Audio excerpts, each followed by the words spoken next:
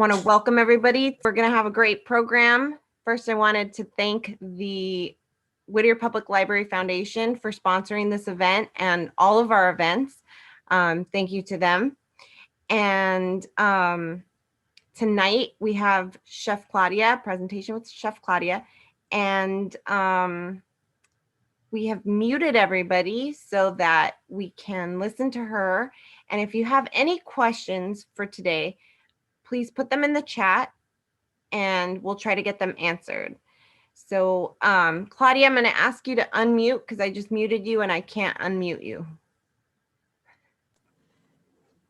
There you go. Take a look. Good. All right. So I'm good to start? Yeah, okay. I think so. All right. Hi, everybody.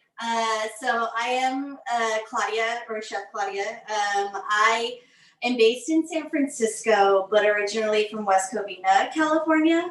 And I own, or I'm starting a small company that's called Foraged Experiences. And I do, during COVID, I've been doing some cooking classes online. Prior to that, I've been working in the food industry for over 15 to 17 years.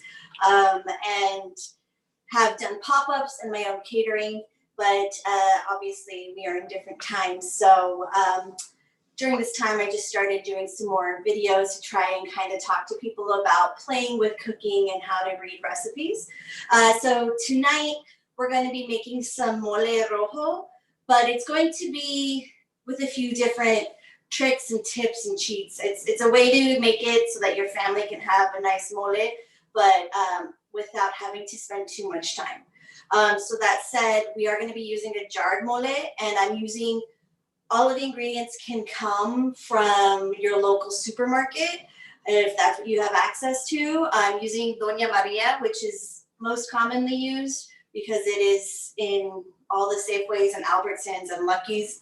But I'll also talk to you at the end about a local Los Angeles brand that has some really great pastes for their moles, and their Oaxacan, and I will talk about that at the end. We're also going to be making some Arroz Mexicano, and I'm going to show you how to do it on the stove, but I'll also give you some tricks on how to go ahead and do that in a rice cooker or an Instapot.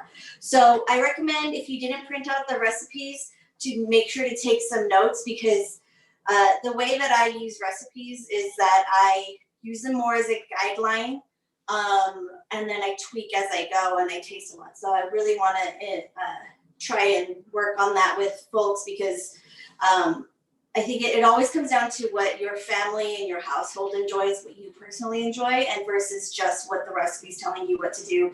Even in restaurants, when we're working in the kitchen, we have these very direct recipes, but unless you're baking, it is all about tasting and adjusting. So those are still guidelines there, because some days it may be moister outside, you may be in a different location. Everything affects how your food comes out.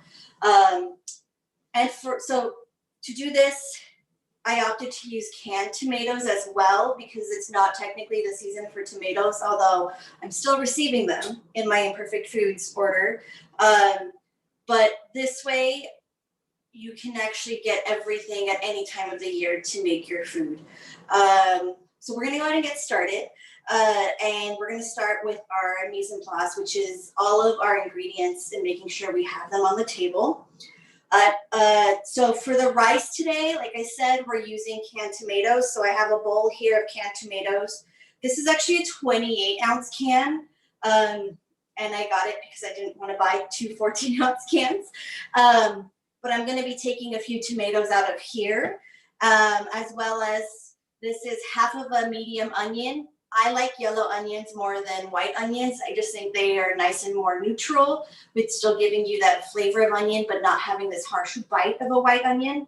I like to use white onions more in stalks, but I live in an apartment, so I only have space for one. I stick to yellow and red because red is good in salads. I also have right here half of a poblano chili, also easily found in Safeway and Lucky's and Albertsons, and 2 garlic cloves.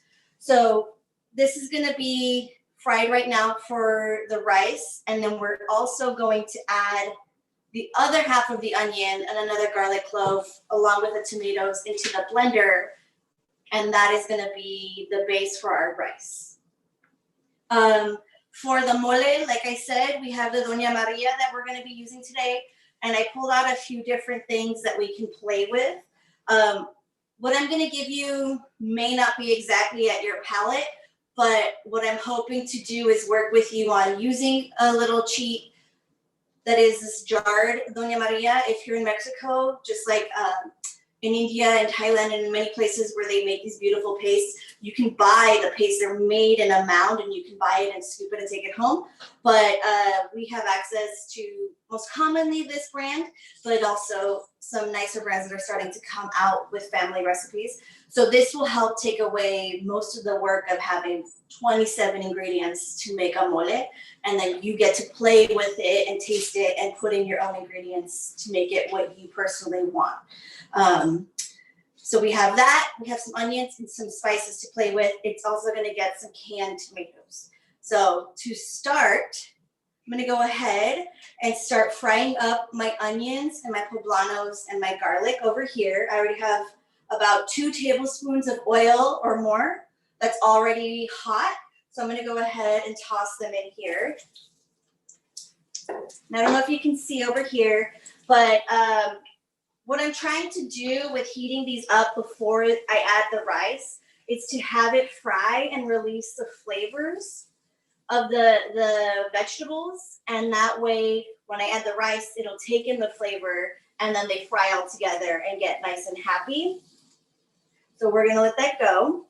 While that's frying, I have over here my pot of chicken broth that I made ahead of time. These 3 pans will actually cover your whole dinner if you wanted. You don't have to make your own broth. You can actually go ahead and use box broth or water and bouillon, whatever you'd like. It just is nice because now you have your protein ready to go with everything, as well as a broth made from the protein. So I just think it's a really nice way to elevate your dish a bit. But what I'm gonna do is I actually have my chicken that's been sitting out and keeping warm. I'm gonna pull it out so that it cools down enough for me to peel the skin off later. And then you can see I have this on low, but for my mole, I added bay leaves to this chicken broth. But typically I will just do onions and garlic. I think it's a nice subtle flavor, but some of that bay does lend to the mole itself. So that's why this time I said go ahead and add at least a leaf of bay in there. A leaf of bay.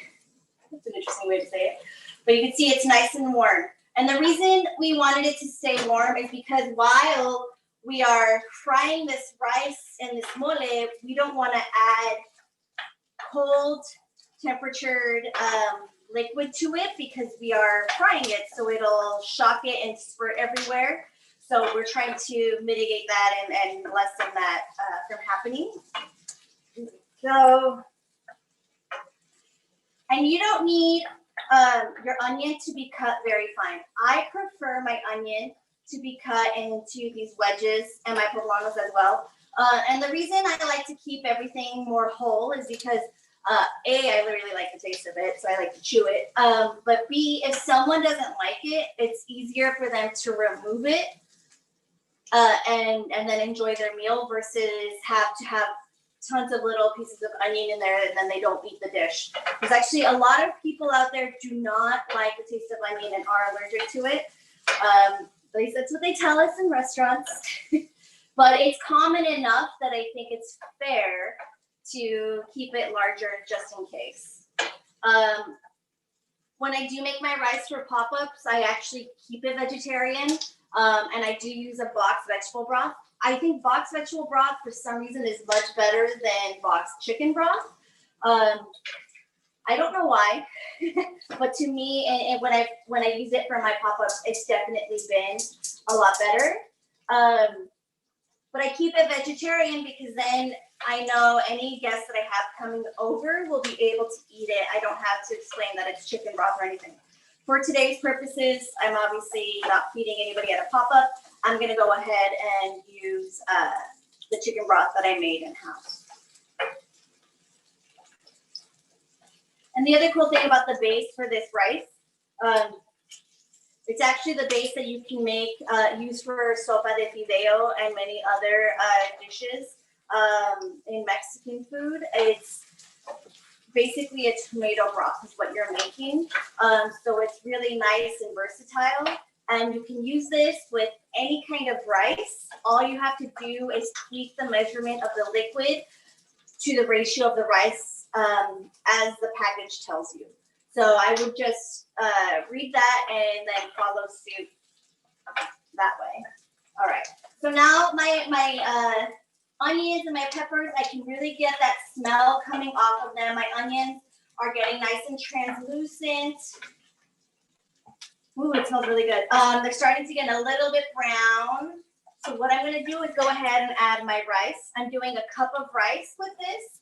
I did pre-toast it a little bit to speed up the process because it does take a bit for the rice to actually start to toast. And what you're going to get from your rice is it's going to get translucent first. And then it starts to brown. So you can see it's starting to brown a little bit. I don't know if you can see well enough. But it goes from translucent, and then you're going to start getting some nice little dark pieces happening. So we're going to let it just kind of rest in there and do its thing. What? That's fine. All right. So while that's toasting a little bit more, I wanted to have a more even brown balance. It doesn't all have to be perfectly brown, but it has to be pretty evenly, because what it's going to do is it's frying it just like you do with, say, risotto. You're toasting it and frying it, so then it's going to take in the liquid a little bit more, and it's going to be have a nice balance of actual rice flavor and take in the sense of all of the vegetables. So it just helps it activate all of that. All right, so I'm going to let that keep going. And then what we're going to do is start on our tomato broth. And I do have to use cheat sheets to make sure I stay on track. Okay. So we're going to go ahead, and what I'm going to do first is blend up some tomatoes and onions and a clove of garlic. And then I'm going to go ahead and add some extra broth for liquid. And the broth is already warm, like I said, so it'll keep it at a nice neutral temperature for making the rice. So I'm going to go ahead and I'm going to add about 3 to 4 tomatoes. When they're not in season, like right now, you can buy whole tomatoes. A good trick is to buy an extra tomato paste, tomato puree, or tomato sauce. And that'll really give you some of that extra tomatoey flavor, because Mexican rice should taste like a little bit of tomato and broth. A lot of times it just tastes, it looks orange, but it actually kind of tastes bland, which makes me very sad because it's so good and so simple to make. So I'm adding this is another half of an onion and a garlic clove, and we're gonna blitz this up. If you make this in a rice cooker, you can also do this method, or you can buy a can of tomato sauce, a Mexican brand. They very much say Mexican sauce, tomato sauce, and that and broth, and that will have some peppers already in the tomato sauce itself. So that is actually, I think, better than using just tomatoes, because you're not going to be able to fry in the rice cooker.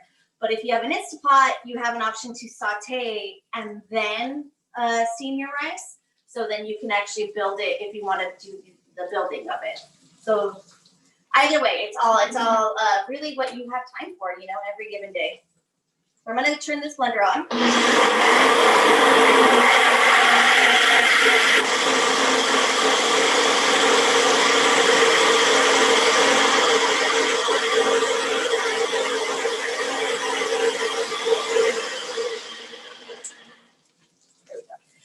And I do have the big Ninja attachment for like a big cup with all the blades. But I actually have found that using the single blade at the bottom is much better for when I make my salsas and everything. Much better than using that. When it's smoothies, it does really well. But honestly, when I make moles and when I make rice, it just doesn't get that even mix. And I get it, because even when you're in Mexico, when you're in a home of one of your family members, they're not using this crazy thing. They're actually using the single blade at the bottom, and it really just does it a lot better. So, okay, so what I'm gonna do now, this ratio is supposed to be 2 cups of liquid to 1 cup of rice for my long grain. So I'm gonna go ahead and add some broth to bring it up. And I'm gonna bring it up 2 cups. I'm gonna bring it up a little bit more because the tomato is thick. I'm probably gonna do 2.5 cups. So I know in my recipe I said to follow suit. So that's why I hope you take notes. Add a little extra liquid to it. With this rice, if it is somehow too moist, what's great about it is you can leave a lid on it and leave it on a very low flame or put it in the oven, and it'll really dry out. Or if it's moist, you can actually make it the day before and then it's moist enough to reheat for the party. So I like to keep it a little extra moist. Again, because I do pop-ups, I do a lot of reheating. Even at home, I store it in my freezer, and I notice that it helps me maintain it a lot better. So I'm gonna turn the blender on one more time. There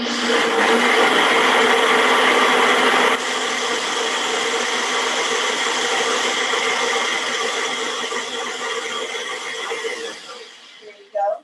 And now, I don't know if you can see, but it's definitely gotten a lot darker. The onion's getting some nice brown edges. I'm not worried about anything burning a little bit because it adds to that flavor. It's okay. If the whole thing is burnt, then yeah, that's an issue. But if you have some charring on some onion, on some pepper, some of your rice is a little burnt, it honestly, it's gonna be okay. If too much rice is burnt, you're gonna smell a heavy scent of something burning, then you know you can't use it. But I like this. I have some nice mix of brown and tan going on. So I'm gonna go ahead and add my liquid. It doesn't look like a lot of rice, but we all make rice at home. You know that it doubles or triples in size, so you want to just be aware of that. So 1 cup is going to turn into 3 cups of rice. So if you think about it cooked, so you just want to keep aware of that. Down and stand back a little. So it still squirted a little bit, but if this was cold liquid, it would definitely squirt a lot more, and that's why you want to keep it a warmer temperature than what it is. All right. And one thing I haven't done yet is actually season it. So I'm going to go ahead and add some salt. You could add some quinoa, some bouillon to it if you want it. But again, if you're going to have a vegetarian, honestly, I think keeping it really simple with just regular rice is best for this. With regular salt is better. All right, there we go. I'm gonna add just a little bit more. Okay, that's it. Cool. So we're gonna, once this starts to simmer, as you can see, it's starting to get nice and happy over here. I am gonna add some cilantro on it. You don't need to add cilantro. I know it's also a flavor that people don't enjoy. So it's something you can omit. I enjoy the flavor of cilantro in my rice. And when you add it on top, it just kind of steams. But also breaking it and keeping it long stemmed really helps to for people to pull it off if they just don't want any chunks in there. So it's starting to simmer. I'm gonna put a lid on it and I'm gonna turn the heat down. And there we go. It's ready. All you're gonna do is ignore it for about 10 to 15 minutes. We're gonna check on it together and then we'll know if it's ready to go. Now I'm gonna go ahead and get started with my mole. I'm still using this blender. I don't need to rinse it because it's using the same ingredients I'm gonna use in my mole. So we'll go ahead and work with it and then minimize the amount of washing we have to do. So first thing we're gonna do for the mole is fry some onion. This is also a medium onion that I quartered. I did already cook some of it so that I could speed up the process a bit. So we're gonna go ahead and basically just get this onion nice and translucent, and then we'll add the rest of it. So with these cups of mole, they have a lot of ingredients that they actually don't list, but it's got a lot of oil and paste. It's really, really crammed in there. So one of the things that I like to do to make sure I get that mole out is I actually had it sitting in hot water just to kind of loosen it up.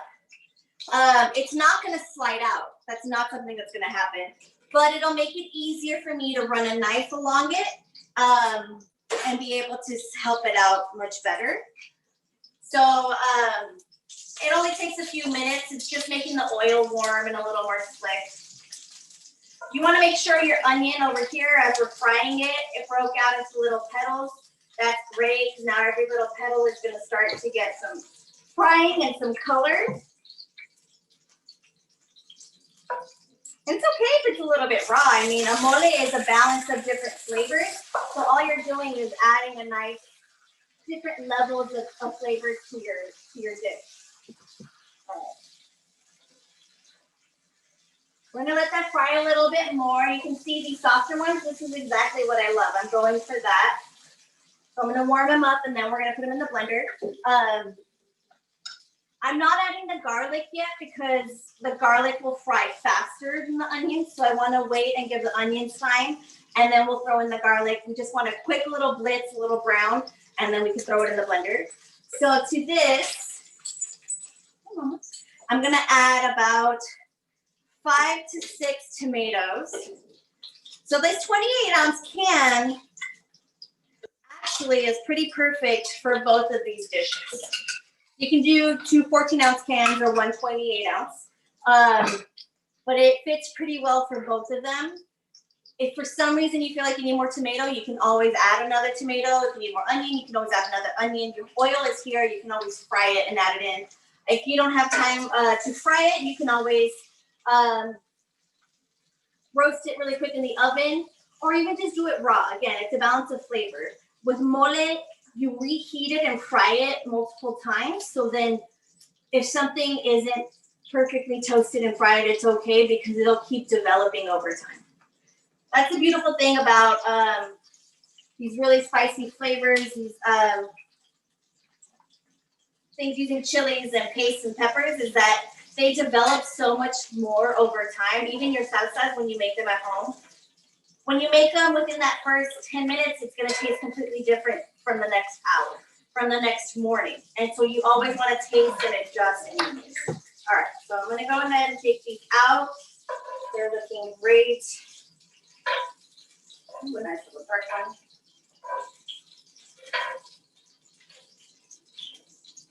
And I'm going to use the same pan and oil for the entire mole, which is also really helpful because while it's not a one-pot meal, it's at least all of this oil is getting this beautiful flavor. So let's just keep developing it in there. All right, so we're going to blitz this up, and I'm going to add the garlic while this is blending.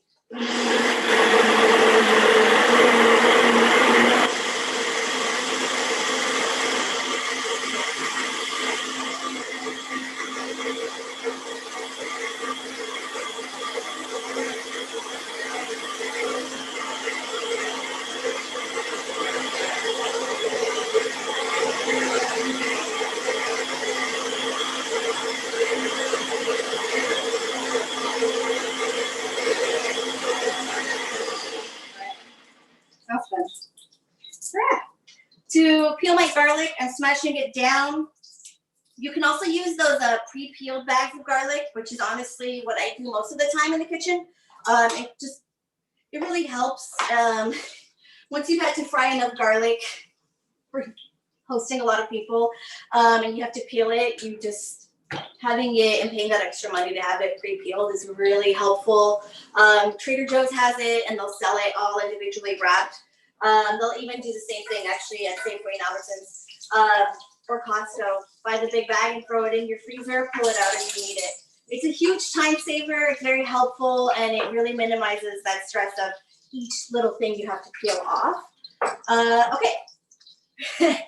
So now I'm frying my garlic over here just enough, I'm gonna add it to my blender once it's done.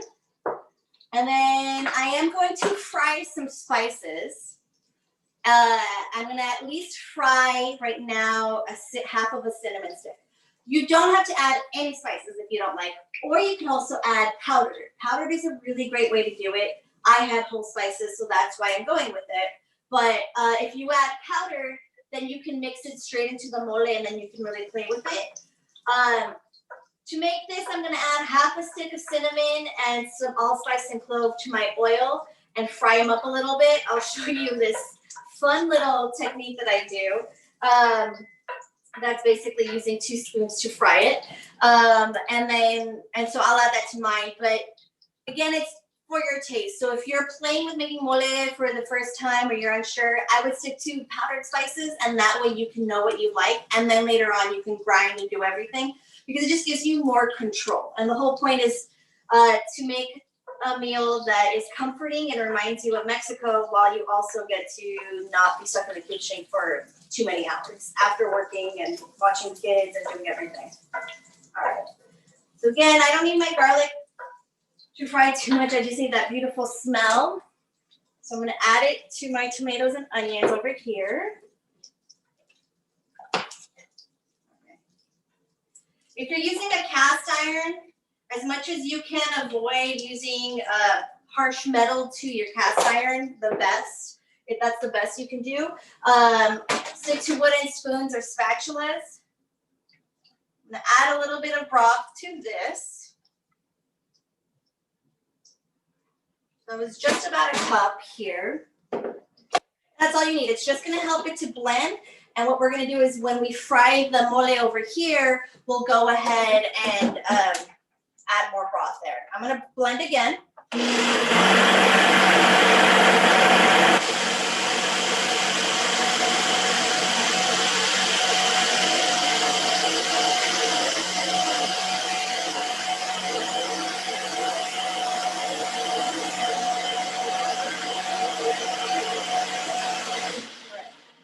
So we did that. I'm going to go ahead and fry some cloves. I'm doing about 4 allspice and 2 cloves. Clove is a very strong flavor, so you want to start with less. Less is more. And what we're going to do is, the cinnamon stick can fall down, but with these little spices, because I don't have a perfect little fryer basket to take them out, I'm scooping this really hot oil into my spices. Just being very careful, and it doesn't need to do much. It's like 30 seconds or less. If you were toasting it dry, it would be the same thing. But since I already have this oil hot, I'm going to go ahead and fry it, because all the flavors will stick into this pan and then develop more of the mole later. All right. All right. Dump that in. Here we go. I'm going to add that again to the blender, and then we're more than halfway there. Keep on our rice. Add your spices. It's okay if the oil goes in there. It's all going to go together anyways. Let's go ahead and add some salt. I'm not adding the bouillon yet. I'm going to add the bouillon to the pan later because I really want you to taste it before you go ahead and add that. I want you to know what you're doing to your mole first. Quinoa is widely used in Mexico for a lot of dishes. It's not always necessary, but it does add, if you're looking for a lot of that, like what is that ingredient I'm missing? Honestly, it comes down to that a lot of times. It does change the flavor.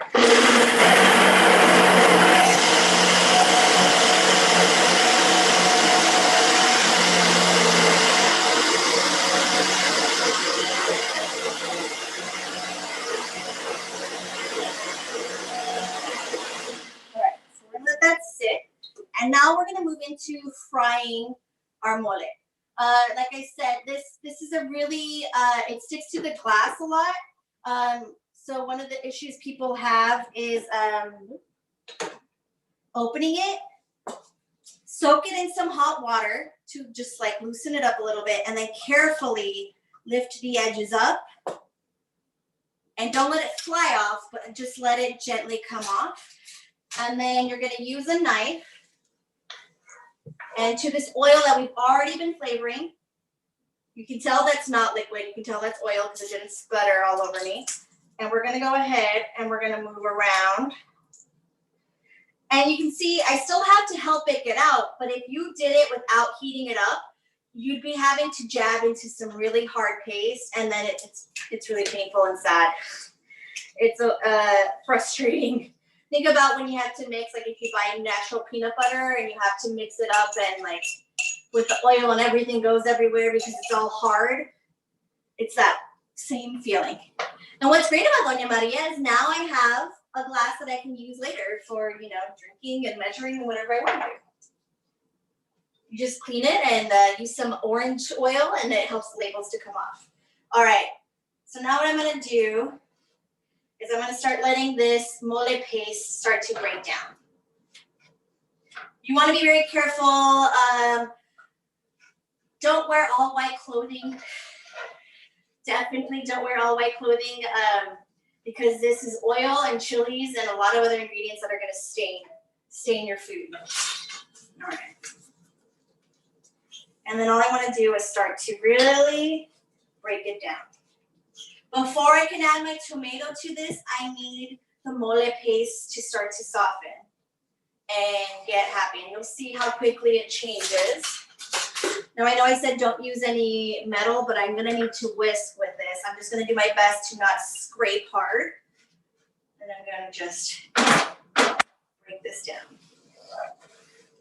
And actually, so if you want to elevate a bit more, like I said, there's this beautiful Oaxacan restaurant in LA that you can grab. I need to remember how to say the name. Sorry, 1 second. Guelaguetza, and there it's a Oaxacan family. It's multi-generational. The website is I Love Mole. It's a multi-generational family. They have some beautiful Oaxacan moles. But a lot of your Mexican grocery markets are going to have mole paste as well. So you don't have to buy this glass jar, but if you're in a pinch and you're at Safeway, it's a really nice way to get everything at once. But you can buy the paste somewhere, anywhere. In a plastic container, it's usually gonna be near their carniceria, where you can also probably buy some fresh tortillas and masa to make your own fresh tortillas. All right, so you can see now, my mole has gotten creamy. I am gonna add a little bit more oil. And then we're gonna turn on the fan. I can already smell the chili peppers in here. All right. Yeah, this is what I want. I see it's a nice spreadable paste. All right. So now what I'm gonna do is I'm going to start with my tomato paste. If you have some chunks of slices in here that you don't want, you can strain it out. You can do whatever you want because mole, the texture is up to you. You obviously don't want anything really hard in here, but you know, you don't want to stress too much about it. All right, you can tell. Ooh.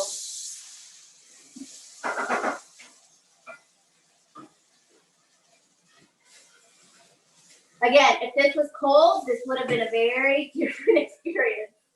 So we're going to go ahead and start whisking this in.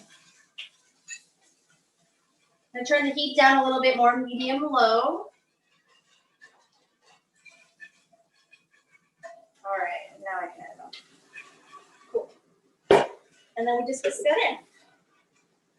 And so you see, I could have been here for a few more hours really mixing this in, but this really helped to speed up that process and gave me a good base for making my mole how I wanted it to. And if you can have mole and not be in the kitchen all day and you have plenty of things going on, it's a really nice alternative. All right. I am sputtering everywhere.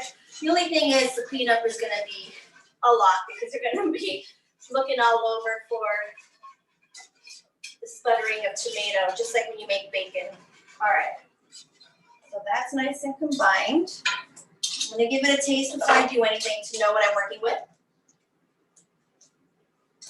It's actually really good. What I am gonna do is I'm gonna add some more broth.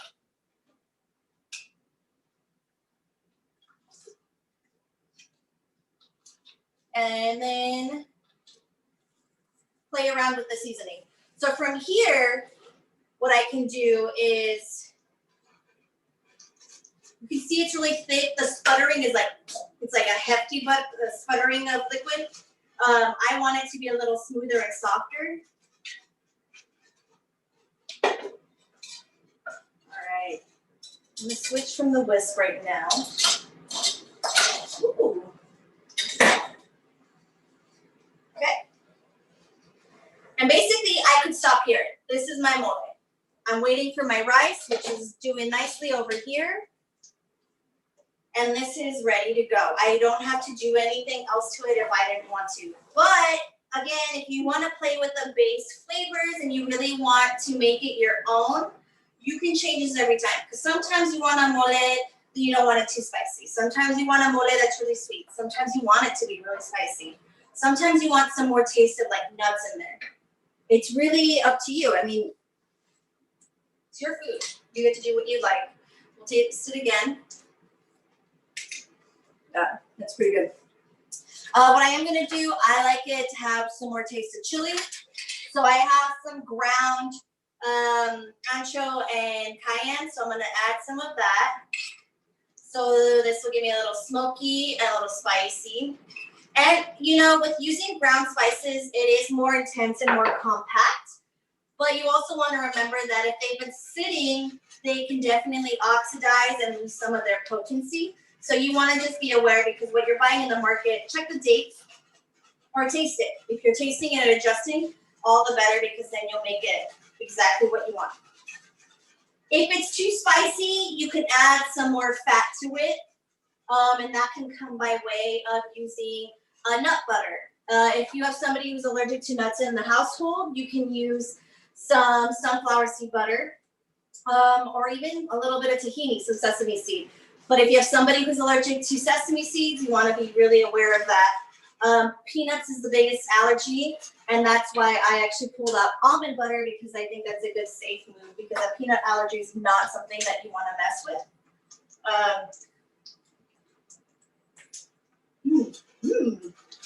But that fat will really help to capture some of that heat. You obviously can also add some Mexican chocolate. Here I have Ibarra. That's what we had more growing up, more than Abuelita. But any brand that you like is fine. You can add a couple of these in there. I think before I add any chocolate, I'm actually pretty happy with it. So I'm gonna let it boil a little bit more. I'm gonna add a little more liquid and then taste it again to make sure it's exactly what I want. So we're pretty much done here. That out of the way. If you want a little more savory and seasoned flavor, then the quinoa is really gonna kick in. My broth is actually, what I do is I save my broth and my moles when I make them, and then I use them to add into my other dishes. Same thing when I roast pork for carnitas. Sorry. I save the liquid, and I will keep adding that from the freezer into my dishes, because it just gives it a bigger flavor. So my broth right now has 2 types of broth in it, all chicken, but it just is a much stronger flavor than it would have been if it was just freshly made. So save everything, freeze it, put it in a bag, label it, and freeze it, because it'll come in handy, I promise you. Yeah, I'm pretty happy with that. We're gonna add a little bit of nut butter to it. There's some fat. If you wanted to add whole dried chilies, what I would do is I would actually add those and fry them before you add the mole to the pan, and blend them up with the onions and tomatoes, and then that way they'll incorporate a lot better and a lot smoother. Chile de árbol will be a good way to do that. But you can also add some, if you get a can of chipotles, you can add some of that. That's a good heat and smoky flavor all at once. All right. I'm going to taste this, and then I may add some chocolate, but I think I'm going to be good.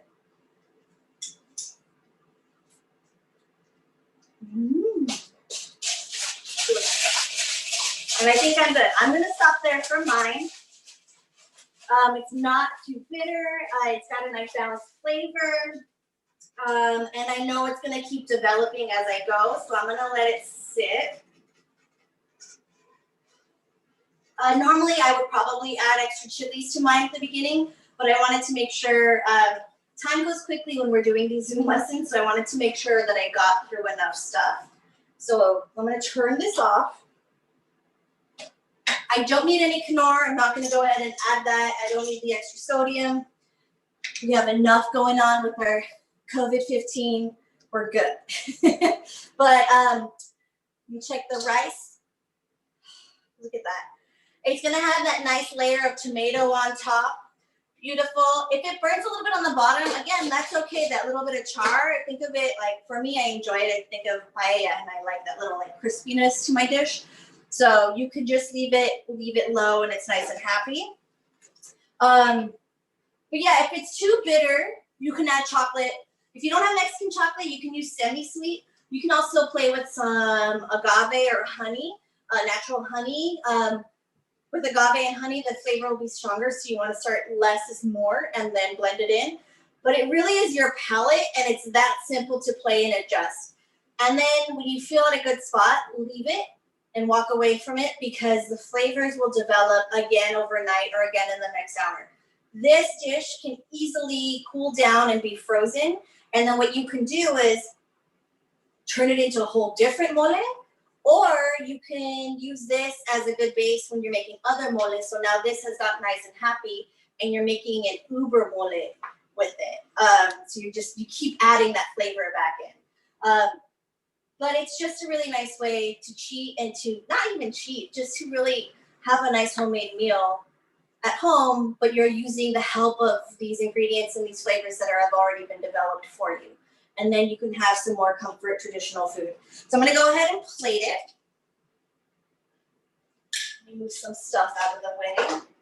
Take this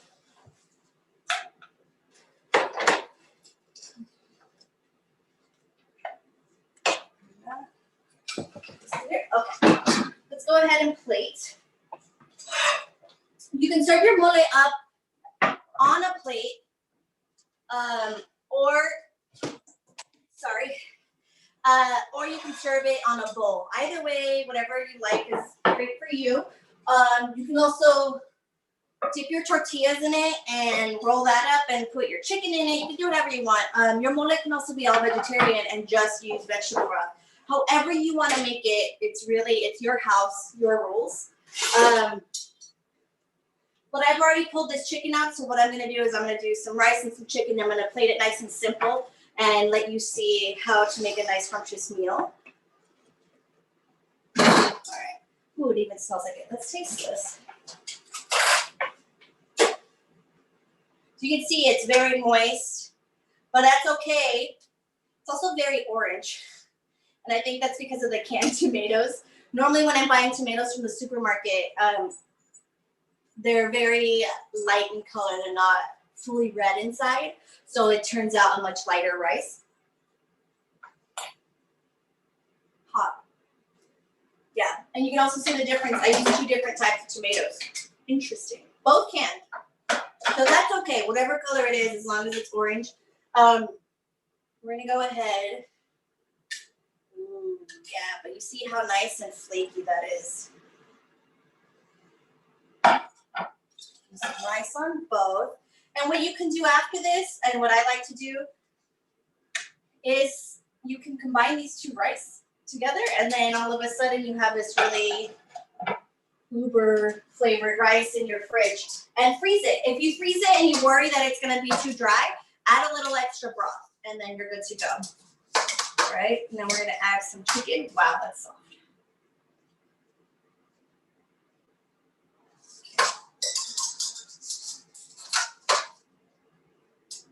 Okay, some chicken. You can also, because the chicken is cool enough and it's been boiled, it's really easy to shred. So you can take the skin off and you can shred all this chicken up and make a really nice taco from it, tamal filling, anything you want. It's a really great way to do that. And then we're going to go ahead and add some mole all over everything.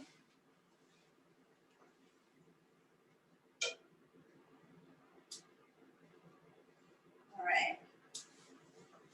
I think chipotles actually would be a nice, especially for Doña Maria, it would actually be a nice complement to it because that smoky heat. So you can buy just a nice can. The most common brand you're gonna find for that is El Mexicano. But that would add a nice balance of flavor and go really well with some like peanut butter or almond butter, as well as some chocolate. There we go. We have that. And then we're going to garnish with, we're going to start with a little bit of cheese. You can do queso fresco or cotija, whichever one you like. Cotija is going to have a stronger pungent flavor. It's going to be saltier. Queso fresco is going to be very mild. We'll do that. I'm going to do some almonds since I put almonds in there. And if you don't know about cotija, I think you should taste it in something before you go ahead and add it because it is a strong flavor. So people either love it or hate it typically. I added a little sesame seed, a little acid from onion. These are quick pickled onions. And a little greenery with my cilantro. And that's it. Move some out of the way. Welcome to cooking classes in COVID.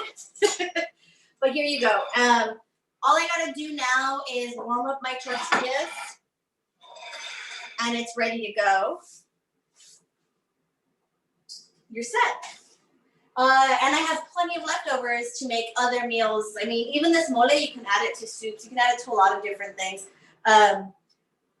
It's fair game. It's a good flavor. I highly recommend if you want to use something that's going to have definitely be a little nicer and not be overproduced like Doña Maria. It's really great and easy to access, but it definitely needs you to play with it a lot more. But if you go to ilovemole.com, you're going to find some really great Oaxacan moles. And if you go to your Mexican grocery, you're going to find also some great pastes there that are made in-house. So you're going to be able to access more of these. But ilovemole.com, I can never pronounce their name. I should because I love their products. Huelaguetza. Again, it's family owned. It's been around for multiple generations, and it's a really great way to support that small business during COVID. And then you're really going to have something that's boutique and more flavorful than what you're going to get at Safeway. But you can play with it either way. So that's it. This is mole con arroz mexicano. Nice and simple and homey, comforting. We're really excited to eat. Hi, thank you so much. I have to say that I love Guelaguetza. I've been to both locations and it's amazing. It's so good. Their Mexican chocolate's really good. Like the best. Well, if anyone has any questions, now's the time to ask. I'd like to thank Chef Claudia. Thank you Forged experiences.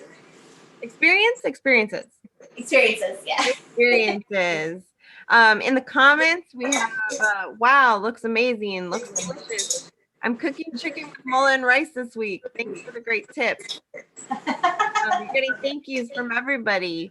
I'd like to remind everyone that this is being recorded and we will have it up. I know I got lost in watching you make all the food and I'm starving now.